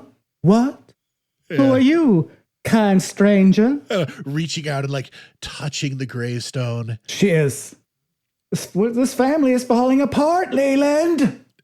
So she's prom queen, Kim, that is. Alex, meanwhile, has a hot date with the Wheels of Steel because he'll be DJing. Well, I love the Kim and Alex dynamic. So they, but yeah, I love their dynamic. They have, so Jamie Lee Curtis is Kim, and right? Kim. Yeah. And Alex, I can't remember his name. I can't remember his name. It doesn't matter. He's great. She's great, but together they feel very natural. They have a very sibling dynamic, except for some really fucking weird dialogue in a little bit. Yeah. They have some very weird dialogue, but their chemistry is really good. Like, I believe that they're brother and sister. Yeah. So he made the Paul Lynch, like before they started shooting, I've heard different amounts of time, but he like made them hang out together, just alone together for like a couple of days. Just like go shop, like just go do stuff that teenagers do. And she was like, "Oh, Mr. Lynch, I'm 32 years old. I'm not a teenager." He's like, "No, you're a teenager. It's fine. Go to the sock hop and have a soda. Have a malted." The kid playing Alex actually is a teenager. I think he's 17. Okay. He is adorable in this movie, and they are great together. Yeah. I just want to point that out because I think that is another thing that maybe saves the movie from. I was going to say that's one criticism. of the things that I want to point out that sort of elevates this movie sort of above what it would have normally been with anybody else, with Eve Plum. Hey, you never know. You have not seen the Dawn Portrait of a Teenage Runaway. I'm gonna go to the alternate dimension where Eve Plum, where Jan Brady is Kim, and she disco dances her way into everybody's heart. Because in Dawn Portrait of a Teenage Runaway, she becomes a high class call girl. So I can wearing furs, get big furs. And then she has a boyfriend, Alexander, and then there's a sequel that is called Alexander: The Other Side of Dawn. Y'all, it is really good. What? There's like a Jan Brady extended universe. Well, I mean, don't you remember this in the 70s, like all the fucking moral panic, hand-wringing. Oh, sure, who, like who will Christian save F. the children? And, what is it? Sarah T, Portrait of a Teenage Alcoholic is another one. Yeah. There's a lot of portraits. There's one that Bruno Mattei made also that I can't remember what it's called. The Girl from Vondel Park, I think is what it's called. So that one is insane. So this one probably 76, 77. It's she plays a Rose. She goes to Hollywood to make it big in the pictures, and you know how that goes. Right. I mean, it's basically Angel, but without the serial killer. Oh, that's too bad. Yeah, the serial killer is kind of a big component of Angel, so. Yeah. So they all head over to school where we learn that Kim and Alex's father he's the school principal, and there's also the groundskeeper, Mr. Sykes, who's a weird dude who might be a pervert, and thus begins the movie's parade of misdirects and red herrings. Lot of red herring. Also, Pieces lifts this scene verbatim. So hard. I mean, when it's a chainsaw instead of like a hedge trimmer. Yeah, he holds up the hedge trimmer and sort of like leers at her kind of menacingly. And instead, it's, in Pieces, it's Bluto who holds up the chainsaw with a sort of quizzical look on his face. Right. Like, chainsaw? Pieces hits this one so hard, right down to the fucking tennis. Listen, audience, people listening at home, should we just redo Pieces? That's an early one of ours, and it's one that I hesitate to direct people to. Eileen Clark, dear sweet Eileen Clark, said to me, I don't know, 2 years ago maybe, that they have been trying to find a reason to do Pieces on their show. They're desperate to do it, and I was like, we will do it again. I will do that again, so we can all do it. Pitch that movie to Eileen, and we'll do it. All right, I'm gonna throw it out to her. Listen, you probably don't listen to this. If you do, Pieces, come on. Yeah. Also, he's played by Rob Silverman, who plays Jan Hartog in The Brood, the guy with the weird neck growth. Yeah, he's in a bunch of Cronenberg movies. Because again, he's also in Scanners, I think. He's in Scanners. He's in what's the shitty video game one? He's in that. Oh, right, Existence. I believe he's also in Rabbit. Yeah. Awesome. Yeah, because this is one where we're going to try to, even though it clearly is Hamilton, Ontario, which is a city, well, I guess city or town, I don't really know, in Canada, they're really trying to sell you on America. Right. Except you're going to get a lot of stories. Oh, man. A lot of them. Yeah. Elsewhere, an unseen weirdo gets on the phone and calls the teenagers who were responsible for Kelly's death. Jude first. Could someone, they could have spiced up the calls a little bit. I don't need a let me lick it moment. I'm just saying, you could have done something. Right. I think even Jude is like, well, not much of a dirty caller. Right. I'm like, I know. Like, Jude, do you still like to play games? And she's like, I got to go to school. Yeah, I feel like if I got that call, I would have been like, who is this? Do I know you? No? What's the answer? Yeah. She walks to school and is approached by a dude in a sweet 70s fuck van named Seymour Crane. But And is he the hero of the film? Yes, he you is. can call him Slick, and he is my favorite slasher movie character like ever. And I think we will see different variations of this character played to very different effect in years that follow this. You're going to get Friday the Shelley 13th from, does like this. he's supposed to be the loser, but he is so like relentlessly charming. He is so effortlessly cool. Yeah. Like I cannot, and you can see this in the way that his relationship with Jude is contrasted against Drew and Kelly's. Yeah, because Drew's a sack of shit. But like, I cannot see a world in which Slick is a loser. He's so awesome. Because he's the kind. I feel like you kind of everybody probably knew somebody like this who it's like you have so much confidence that even though you have all the hallmarks of loser, I still can't see it. No. And so you're just like, I am on board. I vote for you for class president, Slick. Yeah, Slick. He's a chubby dude. He's got a big, like bushy head of hair. Does your van need a wizard on the side? Yes, that's probably if you're missing one thing. That was also said during the screening of the movie the other night. But yeah, next up, Kelly gets a call. Also, what I failed to say is Slick picks up Jude, brings her to school. Slick rules. Yeah. Yep. Next up, Kelly gets a call. Now here's the thing about Kelly, because I immediately was like, something about Kelly I find off-putting. And I don't know what it is. I can't quite put my finger on it, but you know what it is she has this kind of pouty look on her face throughout the entire movie. And it's just it's just her kind of resting face. Because I thought she looks like the kind of young woman who would have an anxiety. Yeah, she looks like she is on the edge. She would accuse you of triggering her a lot. She looks like she's that kind of. Yeah. She goes outside looking for her boyfriend, Drew, who might have been the caller somehow. Turns out he's already in her house, and he is horny. Yeah. And because she's like, I just got this gross phone call. And he's like, it turned you on, didn't it? And my note just says, read a fucking room, Drew. What the hell? Drew sucks. By contrast, like there's a reason that they give us Slick first, because Drew fucking sucks. You know what Drew is? There is a trend in movies, I think even now probably, where like something really dramatic or frightening is happening or some like tragedy and a woman is crying and she's very upset and like the man kisses her. And it's like, that is the last thing that someone in that situation probably wants. Yeah. That's Drew. Yeah, that phone call made you hot, right? No, sexual harassment is not a turn on for most people. I'm not going to say for everybody. I don't want to kink shame. I'm not a monster. Do what you do. Yeah. At home, Lieutenant McBride loads his gun, gets ready for work, and it turns out that Nick McBride is his son. Mm-hmm. The phone rings as they leave the house, but neither stop to pick it up. And he says to Nick, for a guy so fast on the disco floor, you're the slowest. A guy so fast. That's why I want people to say that about me. I know. The caller scratches his name off the list super hard, letting us know that Nick is going to get it big time. Yeah, I don't know about that, though, because it also could sell, like, the killer calls the house one time. If they don't answer, they're off the hook. Right. It seems a little lazy. He wasn't home, I guess. Because Nick, spoiler, Nick will live. Yeah. Not for lack of trying, but no. Remember when obscene phone callers were a thing? Oh, yeah. Oh, yeah. It used to be like in the 80s. It was like every sitcom lady had a heavy breather. I feel like we as a society have lost something in their absence.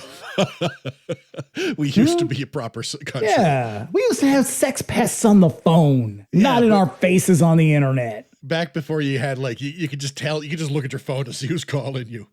Yeah. Or you'd do it. They'd be a heavy breather. Or they'd say something gross and you'd be like, creep. And then you'd hang up. Yep. And that was the extent of it. Yeah. I don't know. These things aren't the same. Nick doesn't bother calling because he thinks it's Wendy, the other girl from the school tragedy. They were dating, but he broke it off to go to the prom with Kim Hammond, which must be super fucked up for him. Yeah, we're going to get to that, I think, a little bit. So in a flashback memory, the LT remembers a suspect who took the fall for Robin's death. Now, this is the C-plot second red herring. Yes. He was a sex offender named Leonard Murch, who fled when the police went to bring him in, and he burned up when his car crashed. It's like a weirdly detailed misdirect or something that will really not come up again. No, they're going to chase this one the hardest. This is the one that keeps coming up. They want you to think that it's Michael Myers. But it's so vague. Like they give you so little. And then when they do cut to those, because they really do rip off Halloween pretty hard in those moments, but they don't stick on them long enough or give you enough information. So every time you're like, wait, what? What is going on here? The trick with Halloween is you see the shape like. Well, you know who the killer is from the moment it starts. Yeah, there's no fucking mystery. They're not. I mean, you know it here too. You're just not supposed to. Right. So so Murch survived the crash, but he's very badly disfigured by the accident. Has been locked up ever since. In the present, the LT meets with the doctor who treated Murch. Murch escaped from the hospital with a nurse and is on the run. And the lieutenant gets a call. They found the nurse's body. Yeah. He said, well, he didn't know how to drive a car. And then the doctor says, well, he was doing a pretty good job of it last night. It's not a bad Loomis. Thank you. Yeah. Next up, Wendy gets a call from the killer. She thinks it's Nick at first, but as the caller hisses at her, she thinks it's some dude named Lou who we're about to meet. Yeah, and Wendy's mother is like 85? That Wendy's mother? We could not figure out who that lady is supposed to be. Well, it's either Wendy's mother or the housekeeper. I don't know. She was like the housekeeper. Because she's, I don't know, her mother, if it was the housekeeper wouldn't maybe be as invested in Wendy's well-being. Yeah. If it was the housekeeper, she'd be like, see ya, bitch. Yeah. Please drink and drive. I don't know. I don't know. But she sucks. And yeah, like she's like 85 years old. But Wendy, like, I don't like Wendy's character, but you got to admit she's pretty hot shit. Oh, yeah. She's driving this muscle car. She's wearing hot pants. She's got it going on. Yeah, she is a portrait of a teenage runaway, but she is. Yeah. So she thinks it's Lou, then she leaves. She is also a spoiled shithead who sucks. Mm-hmm. At school, Jude runs up on Kim and her friend Vicky and announces that she has a date to the prom with Slick. Fucking ace. That's awesome. But the good times are broken up by Lou, who's the school bad guy with a vicious unibrow. Yeah, Lou is like 32 years old. He has got his shirt unbuttoned basically to the navel. And the jeans that he's wearing, the best way to describe them is that he probably had to jump off the roof to get into. They are tight as hell. They are straight out of Mark Gregory's wardrobe. Yes. And I also always think that it's the same guy who plays Buddy. Speaking of Christine, he plays Buddy in Christine. I don't think it's the same dude, though. No. He's a guy. He did I looked him up. He did a bunch of acting, but like to give you like an idea of like the sort of roles that he landed after this, his photo on IMDb is the severed head from the end of this movie. So that would be. I'd still use that too. Though. I'd use it for everything, like my driver's license, my passport. That'd be my LinkedIn avatar. Yeah. But yeah. Now they're supposed to behave. So none of these people look like high school students. At best, college students. None of them look like high school students. And they try to act like high school students. And when they do, like, it's better to not do that because it calls attention to it so much that you're like, this is awkward and a little sad. Because they go like, the three of them are three girls from Halloween. They go like squealing and prancing down the hallway. And it's like, you're all in your mid to late 20s. This just looks weird. I don't like it. You're not selling it. I mean, I like them as characters, but just doesn't. Yep. And when we meet Lou, he's like smoking a butt in the hallway. Yeah. Now, look, we both went to high school when you could still smoke at school. But at least when I was there, you couldn't smoke in the school. You had to go outside. No, when I got there was the last year that Winnicott High School had a smoking section outside. I think they had it when I went there.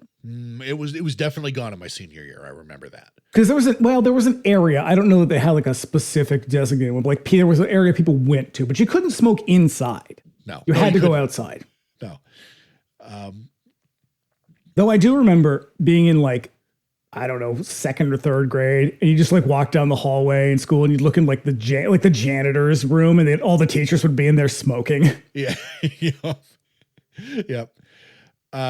So then they run into Wendy and Nick because Wendy is trying to get back with him, which is a recurring theme throughout the entire movie. It's like, lady, get over it. It's and they don't even try very hard. I think that's part of the like probably one of the reasons why the movie doesn't review so well is that they don't really try very hard at much in this movie, that it just coasts on the fact that they have some very charming, good acting.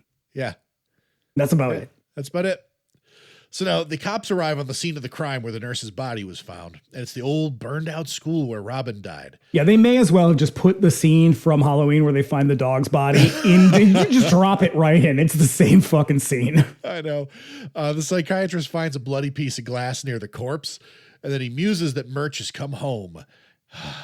Yeah. And he might be looking for revenge. Yeah. Yeah, this is the prom night. It's the night he came home. Exactly. But you know what? If you took out all of the scenes where they're ripping off Halloween, you'd have about a 40-minute long movie. So, yeah. So back at school, Kim checks out the gymnasium where the prom will be held. The theme is Disco Madness. yeah, it is. And they have a great big light up floor like the club from Saturday Night Fever. Now, you know what happened in this moment is they were like getting set up for something. And Jamie Lee Curtis was like, hey, yeah, I don't know if I mentioned this, but I'm a trained dancer. Did you know that? What if we had a scene where it's just me testing out the floor? Just, thoughtfully musing in my head and dancing. Wouldn't that be fun, everybody? And they were like, well, we got to pad the runtime. May as well. Curtis, I guess. You're the reason we're all here. Here's the thing. Jamie Lee's got moves. I mean, she's got disco moves, but she's got moves. Yeah.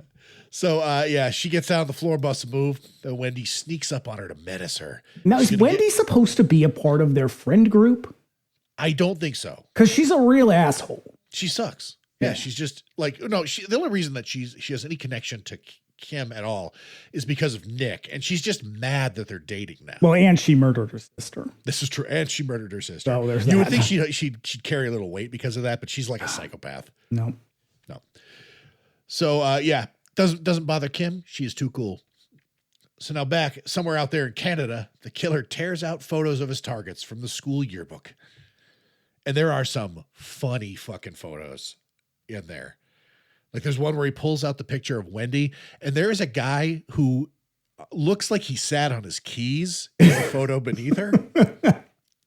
Nice. It's great. It's so great. Now the girls go get lunch where Jude runs into Slick, and then Lou assaults Kim in the lunch line. Holy shit, he comes tearing into the cafeteria dressed like an Iranian terrorist and sexually assaults her. Oh yeah, he is 100% Black September in this. Yeah. It's nuts. Yeah. So, here comes Alex, and he whips the shit out of Lou and his two goons because, of course, Lou has goons. Yeah, he does. Yeah. Also, they've got a jukebox in their lunchroom and a Kiss poster hanging up. So there's also in a previous scene where one of them's like doing her makeup in the mirror in her locker. She has a photo array of Kiss above the. It's so great. Mirror and this was Kiss on the downslide too. Yeah, I guess so. Yeah, I believe 79 is. I bet it was cheap. That's why songs from the Elder or Dynasty. Maybe I gotta look it up. That's why it's cheap. The fight is broken up, and they bring Lou. Kiss is never cheap when Gene Simmons is involved. That's true. No, except for maybe coffin. When they had to take the makeup off, like you probably get that for pretty cheap. True. Yeah, you can get Asylum and Hot in the Shade. The fight is broken up, and they bring Lou and Alex down to the principal's office. And Lou has a patch on the back of his jeans that looks like he shit himself. I thought he wet his pants. Yeah. It's a very strange placement for like this is a movie. You didn't have to do that. You could have just put regular pants on. I wonder if because his pants are so tight, like in that fight scene or another scene where he ripped them. He ripped them, and they were like, well, shit, we got to fix them. Nice. Yeah. I would have just left them. This is ass and balls. Just spice it up. Give him something. Give Gene Siskel something to complain about. Oh yeah. So they're on the way to the principal's office. Okay, so Lou passes Wendy and Nick in the hall on the way to the office. Patch on the pants. She seems to be waiting for him when Nick insists that again they're breaking up. So in the office, Lou tries to play it off like he was just messing around. He's a real sack of shit. He fucking blows. Yeah, they throw his ski mask in the garbage and suspend Lou. Outside the school, the stolen VW Beetle that Leonard Murch is riding around and drives by, Halloween style. Gasp Now- again. Huh? I said gasp. I know. It's the night he came home. Do you think that Leonard Murch is the killer? Ooh, it could be. I don't know. Who could be the murderer? I mean, all signs point to Leonard Murch. They have so many options. So the lieutenant runs over the known facts in his head, and yet another of the movie's many, many misdirects. Yeah, I mean, if you're not paying attention in this scene, it doesn't matter. No. Back at school, we find out that the campus is built overlooking a bluff by the sea. I don't know why this is the first time it occurred to me that it's on a bluff. And I was like, that seems dangerous. One of these days, like erosion from the sea is just going to drop that fucking school right into the bay. Children are notoriously bad decision makers. You think you're doing a funny prank, and the next thing you know, the teacher's car with the teacher in it is in the drink. Yeah. Nick and Kim walk and talk about Robin and the effect that this day has on her family. And Nick says, I'm real sorry about Robin's death. Oh, I know. Oh, man. My dad's going to be so mad. So they exchange I love yous. And they've been dating for a week. I know. What? It can't be, love cannot be denied. Listen, Canadians, Slow we're down. the best people in the world. So loving. So, he tries to confess, but he's saved by the bell.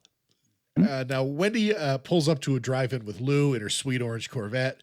And Lou looks like he is coming off a 3-day bender. He is greasy as hell. His hair is a mess. He's just like, give me 3 beers and 7 cheeseburgers. Like He's like Alex Jones.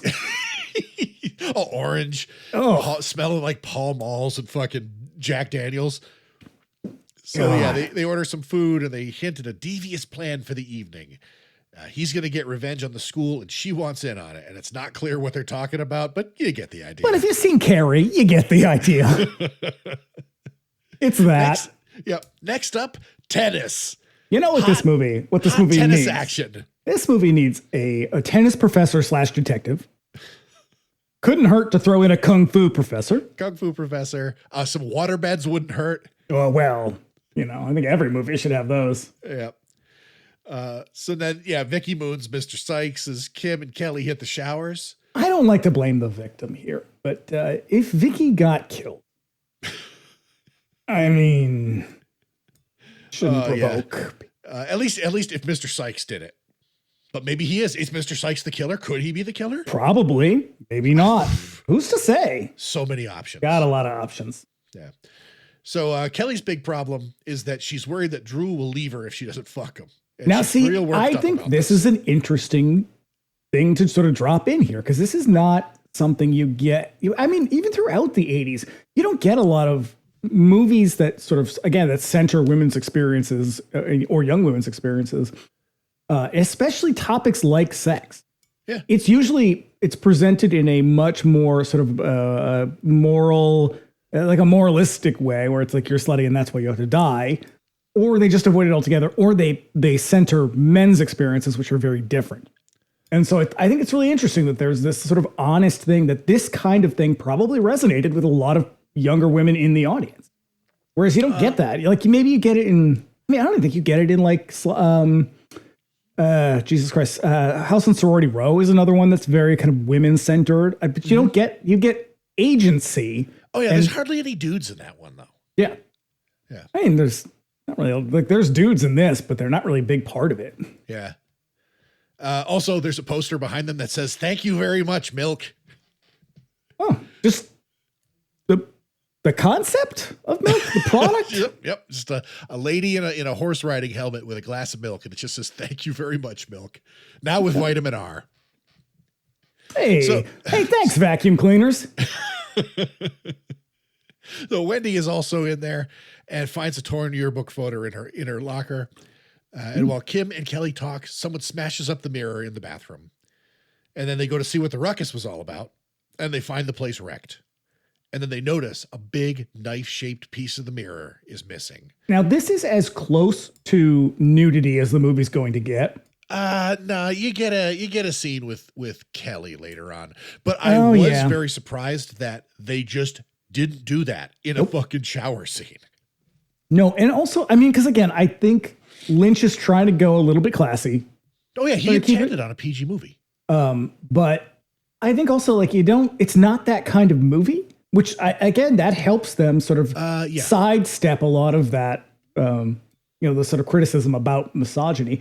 But I do think it's kind of interesting that they're like, let's go investigate. And Jamie Lee Curtis leaves the locker room with her shirt fully open, just tits akimbo, just fully out there. She's just out. Oh, yeah. And Kelly has literally no pants on. Yeah.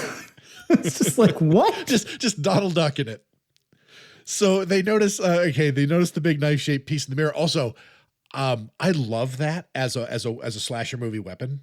It's very original. It's original, but it is highly impractical. Extremely impractical. You're going to cut the shit out of your hand. Yeah, it seems like but hey, whatever, Yeah. And then leaving the changing room, Kim runs into Mr. Sykes again, who is basically wearing a pair of glasses that are like taped in the middle. And he's pretty much just like drooling on himself. Yeah, he has a real like low functioning thing happening. Yeah. That it's like, the thing about Agatha Christie, aside from the racism, was that these things were presented in sort of a subtle and clever way. That's why they actually misdirect you. But when you have someone where they are just smashing you in the face with him over and over again, like, isn't he a gross pervert? I bet he did it. It's not as effective. No. In the gym, Kim and Nick rehearse the coronation ceremony for the prom. With this gym teacher, the gym teacher she has the weirdest accent. She is. It's somehow Canadian and mid-Atlantic. You're going to be standing up here tonight and you'll look the fool. Like, what? Yeah, she is. Her intensity. This prom must go off without a hitch. Yeah. No room for error. Like, do you know what is riding on this?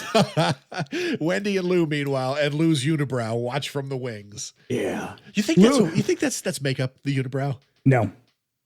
Really? I think, you remember, like, we're coming off the 70s where, like, people were not afraid to be ugly in movies. True. It feels so fucking deliberate. It feels so deliberate. Because he's also got, like, a big space between his teeth and shit. And, like, I don't know. I guess this is my is it a wig moment. So you think it's like a brow wig? Yeah, it's like a merkin for your eyebrows. Okay. Could be. I doubt it, but I don't know. Maybe they were like, he came in to like read for the part and they're like, he sucks as an actor, but we got to have that unibrow. Right. Or like, I've never seen something quite so majestic. Now, this might be, if not my favorite part, this is one of my favorite parts of this, practicing the coronation thing. Really? Yeah. Okay. So right, because it's more of her and Alex. Yes, and it's very, very good. It all feels very natural. Yeah. Kick it. Mr. Sykes cleans up the broken glass, and then Jude goes back to her locker and finds her yearbook photo stuck there with a piece of broken glass. Yeah, but you didn't do the part about where they practice the coronation. Well, yeah. I mean, what is it? There's nothing really to it. It's just like do this. Like they come down, like it's all very awkward. I like it because it feels so natural. Like from the moment, and then the prom lady's like, okay, now kiss her, and he's like, it's my sister. Yeah, he says my sister, and like it just feels very natural. And then she's like, now turn to the king, and he says, kiss the king, and the guy goes right on the mouth. Yeah, I feel like he's the guy who plays Nick. Also pretty good. Pretty good. Unfortunately, very tragically died of AIDS-related causes. Very young. Yeah. And he's only in a few more movies after this. I think the AIDS probably. This is true. Yeah. God damn it, AIDS. Yeah, well, I say that a lot, actually. AIDS, you're the worst. Yeah, really. Nobody wanted you here. No. At home, Wendy talks to Lou some more about whatever it is that they're planning. Kim gets ready for the prom. Mrs. Hammond comes in wondering where her red lipstick has disappeared. Shattered. This woman is shattered. She's just rambling in the doorway like a crazy person. I know. You know that like every now and then she'll go to the grocery store and be like, no, I knew I left my wallet in here somewhere. And she like dumps her fucking entire bag on the belt. And then she just starts weeping.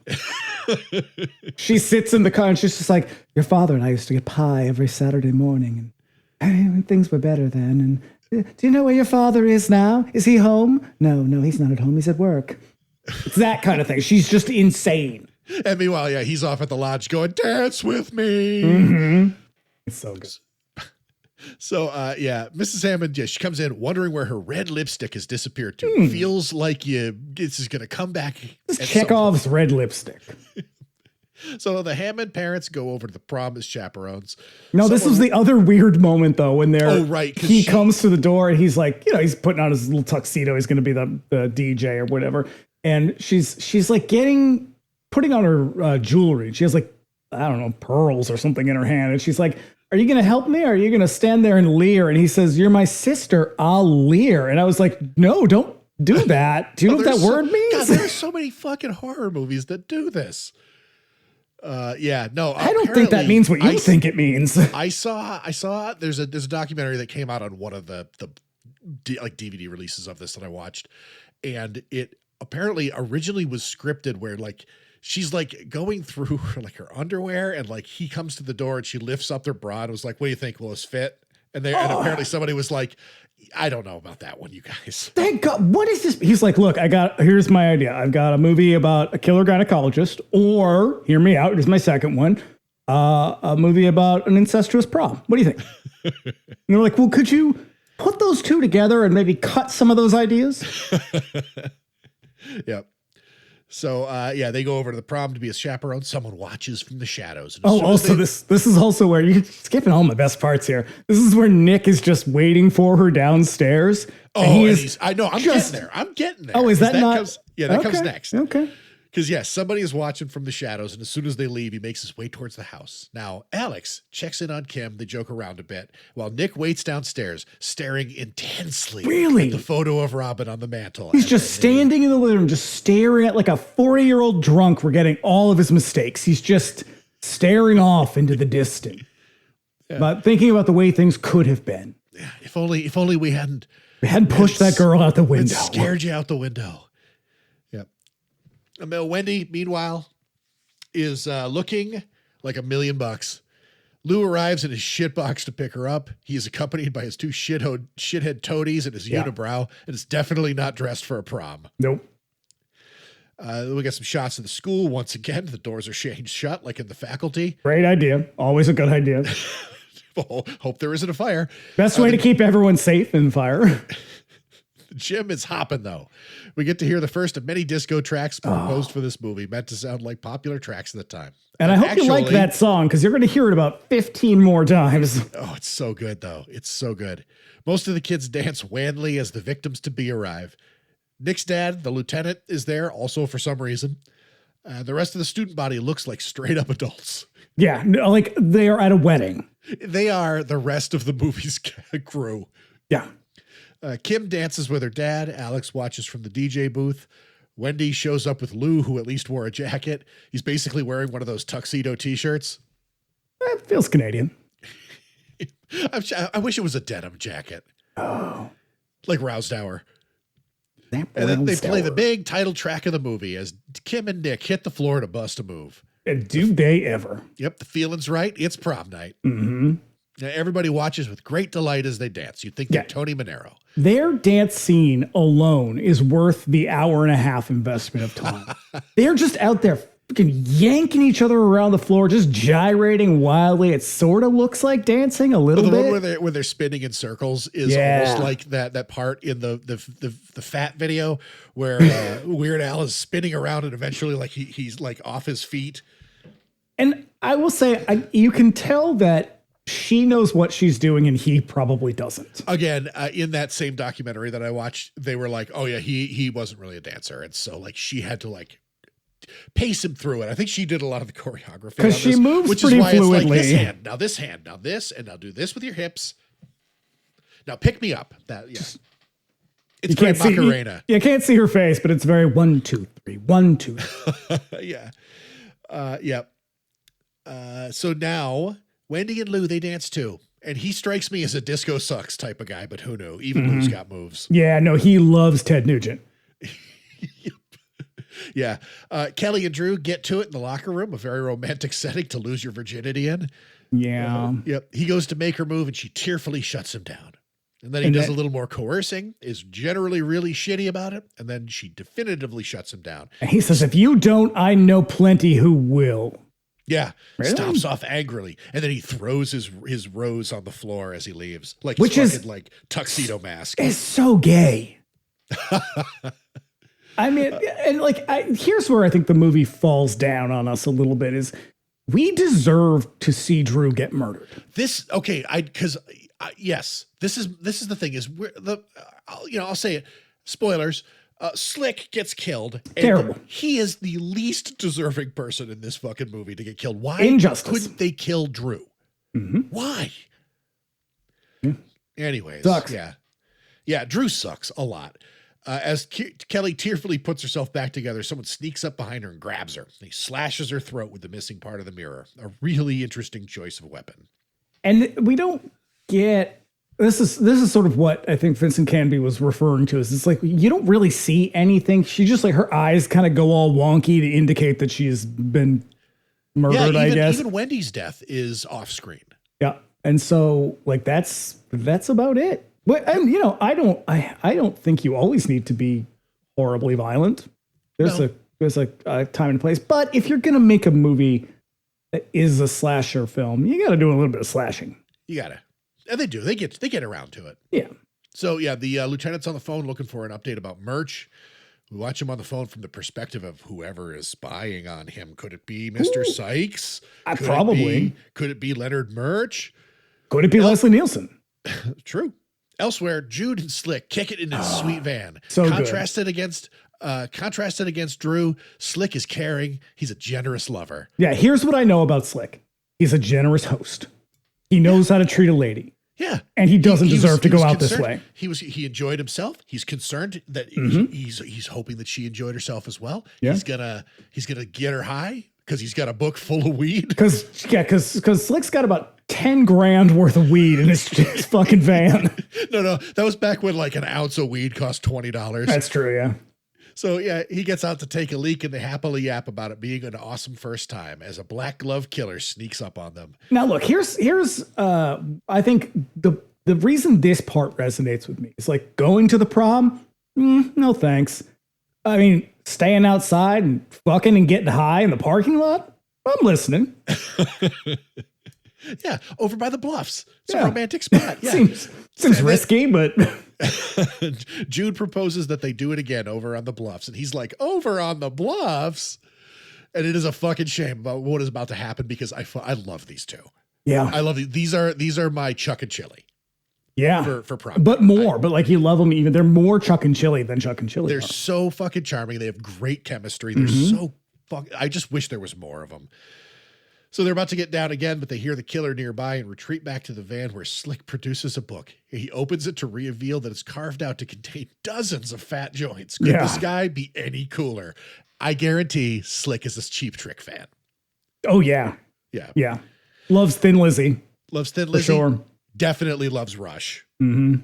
Yeah. Well, it's Canadian. Yeah. As they light up, Jude takes a hit, lets her head fall back out the window of the van. She says, I'll remember this night for the rest of my life. Because again, Slick is a good guy, doesn't pressure his lady into anything she doesn't want to do, and sees to her needs. And he definitely doesn't deserve to die. Fortunately, those are her ironic last words because the killer, dressed all in black in the sparkly ski mask that Lou had on earlier, appears suddenly and gingerly, giddily stabs the shit out of her. The sparkly ski mask is a strange choice. I think is it just because it's prom night? I have no idea. It's like the only one they could find or something like that. It's like Bejeweled. Someone had it in their car. Yeah.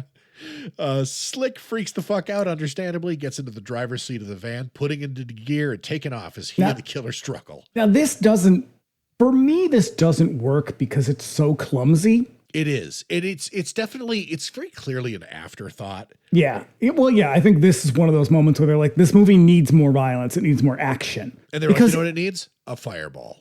Exactly. Because it's like, it's not, the pacing of the movie isn't bad. It's just a little bit lopsided and like, you get a lot of exposition and weird buildup and red herrings in the first half, but the action is really all in the second act. Yeah.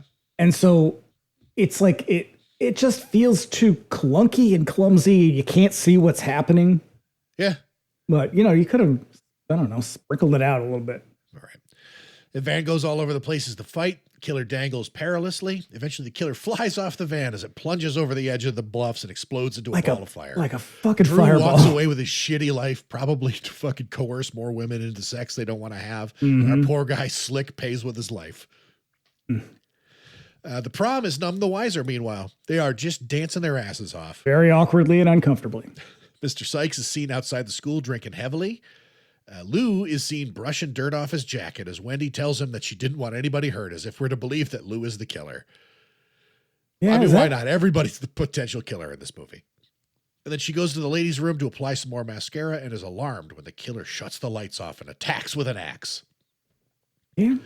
So And the scene that follows, this chase scene, I think long. this is supposed to be thrilling. Like, this is supposed to be Sarah Michelle Gellar being chased in I Know What You Did Last Summer. Yeah. But it's so languid and it's dark and muddy. And it's like, it just comes across as more frustrating than anything else. Uh-huh. Because you're like, just something, do something. Again, it's just a little, it's drawn out just a little too much. He chases around the school, tries to get out, but again, the doors are chained shut. Oops. He swings and nearly hits her with the axe. It's a fucking cool shot, the way that it's choreographed. Cause like he swings at her head full strength and she just nearly dodges it. I mean, when things happen, it's cool. It's just that there's a lot of time. Like, there is a scene where she's hiding in like a utility closet and the shot is just on her for like a solid minute and a half. And it's like, she's not doing anything. He's not like lurking around outside. There's no tension because you don't know where he is. And so it's just her face and she's not doing much either. No. They run around the school into the auto shop where she hides in a car. Suspenseful moments. Scene goes on for just so goddamn long. It constantly gives him the slip and hides out only to trip over something or just be discovered by happenstance. She does fight back. A couple of the victims in this movie do, which reminds me of Scream a lot. Yeah. Because like they do turn the tables on the killer a couple of times. And it reminds me of like whenever they just happen to like get a good shot in on Ghostface. Yeah. And the thing about her too is that like, she's kind of the antagonist to the extent that this movie really has an antagonist. Because, you know, obviously it does, but it doesn't really feel like it at the end. Right. And so her death feels like it should be bigger or sort of more ceremonious. And it really just feels, it's kind of just, eh. Yeah. Yeah. So eventually Wendy hides out in a closet full of art supplies. Blood drips on the floor, or maybe it's paint. And the killer is about to walk away when Wendy finds the body of Kelly, but it's blood. And she screams, alerting the killer, who hacks her up with an axe. Yeah. Now, meanwhile, the cops bust in and tell the lieutenant that they caught Murch 50 miles away, nowhere near the school. So who could be killing these people then? Maybe it's still Murch. Maybe it's Kim's dad because no one can seem to find him. Because the cop, then he says, oh, I can finally start enjoying the prom. And I thought, well, no, sir, you can just leave the prom. You're not necessary anymore. You don't go here. Listen, he has been like standing by the fucking phone and all that guy wants to do is shake his ass. He's like, have you heard this music? It's like almost like the music you're familiar with, but it's a little off-brand. This one sounds just like I Will Survive. Yeah. And they got punch and cake. Get in there. So they're getting ready for the prom king and queen ceremony. Kim and Nick go backstage. Lou and his goons decide that it's time to do whatever they're going to do. But also, I like so Kim and Nick get into position in sort of the wings of the stage, and then the killer, who is Alex, comes sliding in. Like, it's very risky business, the way he just sort of like slides into the scene. Yeah. They're not going to mess with Kim because Wendy isn't there or something. So it took me a minute to figure this out because I was like, wait, why are they saying this? So the original plan is they kind of bust up Nick and Kim, and then Wendy and Lou walk out. Gotcha. But if she doesn't show up, then whatever. Boy, that's sure to win him back. Yeah. I mean, hit him in the head. They're going to fuck with Nick. And then the killer shortly arrives on the scene in time for Lou's goons to knock Nick unconscious and tie him up. Just slides right in. They give the da, da, da, da, da, da, da. And then they give the crown to Lou, who is going to walk out in Nick's place because that'll be funny, I guess. Unfortunately, the killer can't see who's wearing the crown and sneaks up on Lou, who's too stupid to notice. They play the music to get the ceremony going. Just as Lou is about to walk out, the killer runs up on him and chops his head off. And then the head rolls out onto the stage and sits there all bloody and nasty. And the teacher is screaming, "Don't panic." The unibrow is still the most horrifying part. What else do you do when the head comes rolling down at you? Now, there's a really great thing about this scene. So it's not a very good effect. You can really, really tell how they did it. But yeah. So the way it works is it's a very short runway, like short in height. And so he's clearly laying underneath it. And his head is outside of it. So it's just it's loose whole like body. When they did it in House and Sorority Row with Jeannie's head in the toilet. Yes. And so he was very uncomfortable, I think, with being in a very tight space like that. He was like convinced something really bad was going to happen and he wouldn't be able to get out because he's so confined. So Paul Lynch got underneath the thing with him, laid there next to him and held his hand the whole time to make him feel safe. And I was like, that is one of the sweetest things I've ever heard. Who knew? Paul Lynch? I love you. Fucking stellar guy. Just loves his cast. Unfortunately for the killer, he chops up some electrical wires as well, which electrocute him and knock him out. Mm-hmm. Kim runs and finds Nick all tied up, and then she helps him out as everyone flees the gym. They're about to get out, but the killer appears, intending to kill Nick. And then Kim and Nick fight back as the prom night theme plays. It's pretty great. It's a really very well, because it's the guy in the black suit, the killer costume, is the sort of stunt man and it's clearly not Alex. No, and he choreographed this scene that they like worked out like a fucking like a Shaw Brothers kung fu scene. He also apparently stole the van that was Slick's van. I heard that. I mean, it's a fair trade. It's a cool scene. I don't blame him. But yeah, it's choreographed super well because it's one of the reasons why this scene is so tense is because like when he swings, it's not like in an American action scene where it's a lot of tight close-ups and quick cuts and shit. Like it's a wide shot where the three of them are just struggling in the scene and the killer's like swinging the axe full force and they're like just barely dodging it and shit. It's really great. Yeah, it is a cool scene. So Nick knocks the axe out of the killer's hand and Kim recovers it. She uses it to whack the killer over the head with the flat of the axe. And then he turns to her and she sees his eyes, recognizing him, and becomes very sad. Oh. And then the killer turns to run and they follow him out. And now the cops arrive as the killer is leaving the building. They remember the time when his sister fell out of the building?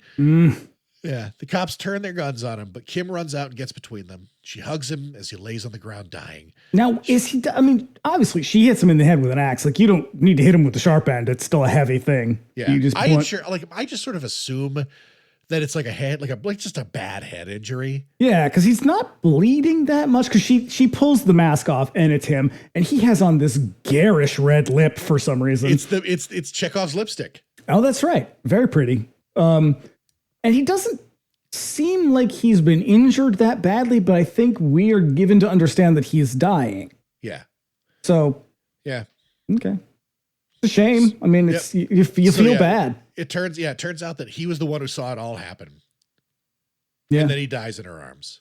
And then we get this really amazing piano ballad, which I will call Alex's theme. Roll credits. Love it. Love it. I love it to death. This is a top 10 slasher for me. Yeah. As I said, top 10 slasher for me, top 10 soundtrack. I regularly listen to the soundtrack. I do like that we get a very sympathetic killer. Yeah. Also, this is like one of the first times, because this is going to become a trope in slasher movies. And yet it's never this effective. No, it never again. And part of it, I think part of what helps is that you do spend not a lot of time with him. He's not a main character. You don't see him that often in the movie, but you do spend time with him. You like him. You like the interaction between them. Like there's something very kind of like cute and sweet about their dynamic. And so when you get to the end, you're like, oh, not him. Like could have been Leslie Nielsen. That would have been fine. Or the Drew. mother, or definitely Drew. That would have been great. But like, so it feels very like there is this sort of real disappointment. And you're like, God, I mean, those other bitches, they deserved it. They killed his sister. Like, I don't know. It's great. Yeah. But it's fun. It's got it's a wonderful cast. It has actors who are just outclassing the movie at every turn, it's charming. It's dare I say fun. It drags a little bit. There's, some stuff doesn't really work, but it's one of the sort of prototype slasher movies Yeah.